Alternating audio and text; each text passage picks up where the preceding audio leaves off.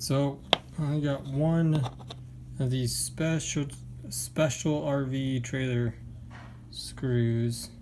You can tell there's 8 points, or they call them splines. That's what it said on here. And so I worked on 3.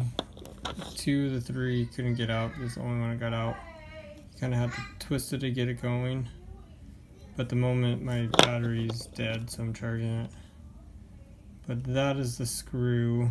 Like, there's one that's coming out, but it's just, it won't pull out all the way. It's stuck or jam in there.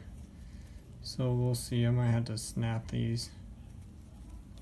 But if you are in the trailer RV building, I just want your thoughts, or I want to pick your brain why these screws with 8 splines, and why is it so hard to find these?